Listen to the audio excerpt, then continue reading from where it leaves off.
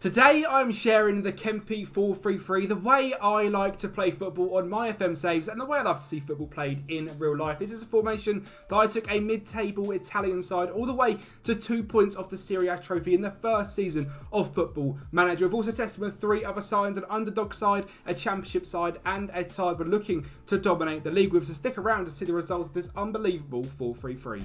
And the team I've been doing my save with is Torino, a club predicted to come 9th in Italy. I have dragged them all the way into 2nd position, which you can see in the Serie A right now, on a 44 goal difference, just 1 goal difference shy of AC Milan, and 2 points shy as well. We were comfortably in the top 4 in Italy, and I'm very happy with how I sort of built this tactic and then played with it, because I've not played FM properly since sort of January, and it was nice to sit down and play some FM properly again and do my own save, not for a video. It's turned into a video because the tactic was so good, but here we are. Pietro Pellegrini was the top goal scorer in the whole league, and for me, scored 25 goals in 28 games. A fantastic striker, a big boy as well, and someone I like to have up front. Average rating wise was fantastic as well, and a player that I've liked for a very, very long time is Simeone Verdi, now 32 years of age, but in this save for me, playing off that right flank with 11 goals and 22 assists, he was absolutely unbelievable. He's lost a bit of the pace he used to have, but still a fantastic player, and for me is a bit of a legend. But yeah, the Serie A is sort of where everything comes down to for Torino. We've got a 3rd round in the Italian Cup by Inter Milan of all teams to get drawn to, which was a little bit frustrating, and there's not too much I can really show in terms of results for it. I suppose in the stats we were top on goals scored, we were just 7th on goals conceded as well, which is quite good. Possession wise, we kept 55% in the ball. We had the 2nd fewest shots against us and the most shots for us. We had the most dribbles because I like to see expressive football on the pitch, so we've done very well there as well. Obviously, points per game, we were in 2nd, which I'm very, very happy with. Data hub wise, we looked quite good as well, above average on everything. 2.11 goals scored per game, which is 0.93 more than anyone else in the Serie A, conceding just 0.95 goals as well, which is very, very impressive. I'm very, very happy with that, and I'm going to get straight to showing you guys a tactic before I break down the other 3. I want to say a massive thank you as well to the legends on Patreons. Your name on the screen right now. The Patrons get exclusive exclusive access, to the save files from any rebuilds that I do.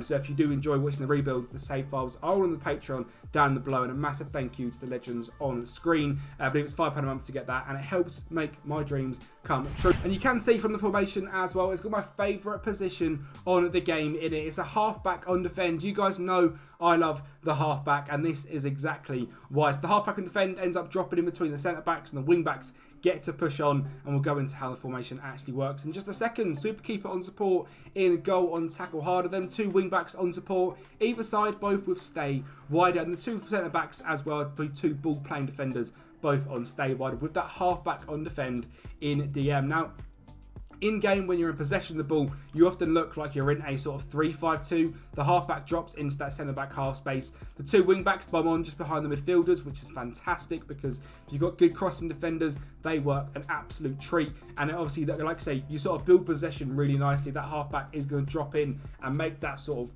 5 at the back, sort of looking but very attacking wing back. So it's a very, very attractive style of football, and with a box-to-box midfielder on the left-hand side, of close down more and tackle harder, with a centre midfielder on attack with close down more and tackle harder. It's a very aggressive system on the ball, which is what I was trying to help and create with. An inside forward attack on the left-hand side. I mean, as a United fan, watching Marcus Rashford inspires the left winger as an inside forward, being the man that scores a lot of goals. Sit narrower and tackle harder. With an inverted winger on the right hand side, again very United with Anthony. Sit narrower and tackle harder. An advanced forward up front and attack with pass it shorter and tackle harder. That is an absolute bagsman, and you'll see that throughout the results in this. The cover star is Robert Lewandowski, and he scored over 60 goals himself. Pellegrini, who is a big man, scored 25 goals in that role, so very impressive. Mentality wise, it is set to attacking. Like I said, it's an aggressive system. We are front footed and we love to win back the ball.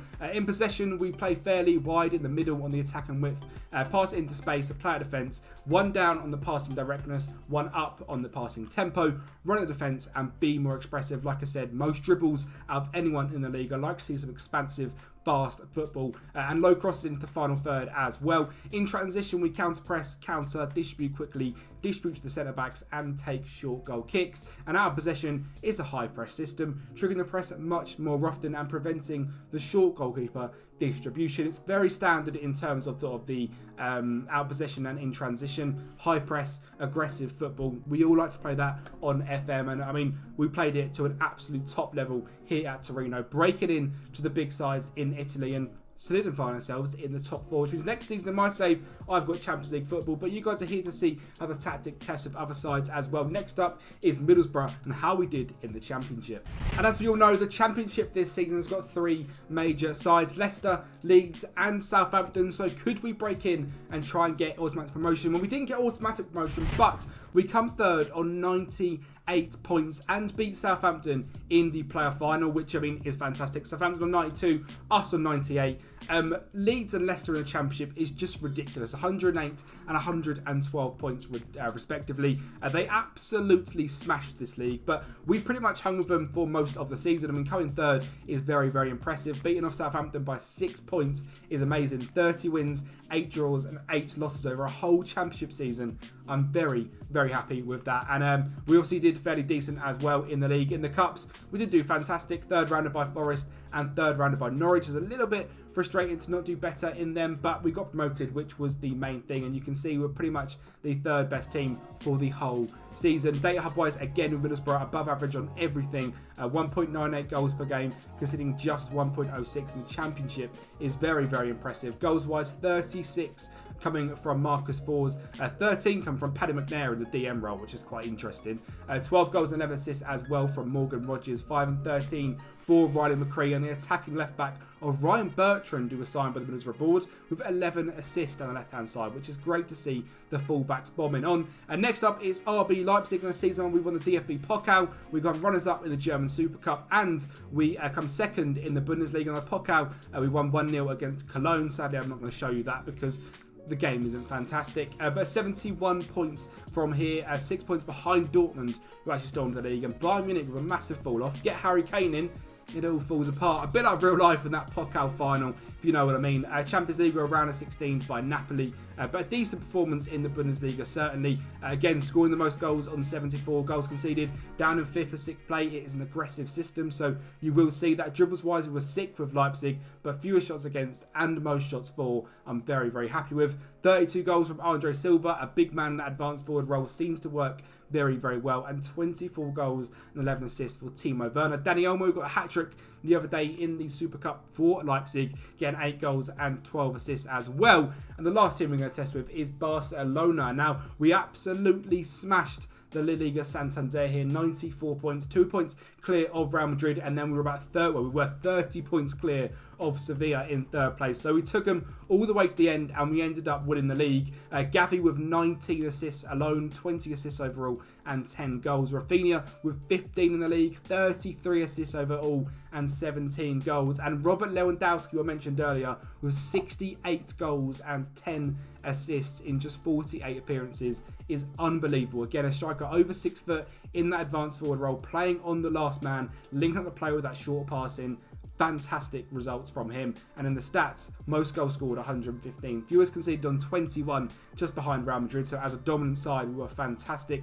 Possession wise, 55% of the ball, just fewest shots against was Real Madrid ahead of us, but we dominated on shots for with nearly 1,000 overall, which is extremely impressive. Over 3 goals scored per game and conceding just 0.55 is unbelievable. 28 goals and 8 assists as well from Ansu Fati, 12 and 7 from Ferran Torres, 8 and 10 from Gundogan, 8 and 6 from Carrasco, 10 assists from Balde on the left-hand side. So very, very impressive results here at Barcelona. Semi-finaled in the Champions League by Manchester City is a little frustrating. We did win the Spanish Cup 4-0 against Atletico Madrid. And you know what? Why not? Let's show you the highlights of this one. Starting off with a corner ball. It's a ball in from Rafinha, front post Lewandowski with a header. Christensen on the ball, finds Ansu Fati on the left-hand side, finds Balde, ball in the box, and Lewandowski is going to knock that one home. I'm going to try and pause it to show you sort of how it builds up in possession. A ball in from Rafinha, Rafinha, and Lewandowski goal, and a ball cleared. De Jong finds Lema, who finds Araujo to find a Rafinha for 4-0. I'm not going to be able to show you. In fact, we'll go back in and I'll show you the second goal, sorry, because you sort of see the build-up, what I am talking about.